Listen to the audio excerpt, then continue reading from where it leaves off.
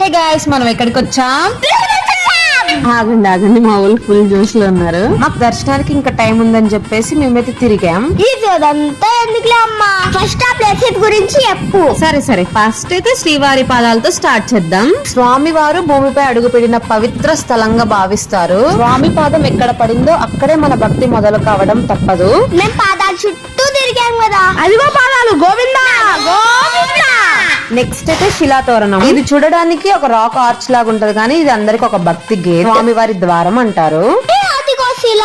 మనం ఫోటో దిగుతామా? మరి మేము దిగంగా చాలా శిలాతోరణం పక్కనే చక్ర తీర్థం ఉంటది. మహావిష్ణువు సుదర్శన చక్రంతో అసురుని సంహరించాడట. ఆ చక్రం భూమి తాకిన స్థలంగా అంటారు. నేను అందులో కాల్ వేసాను కదమ్మా.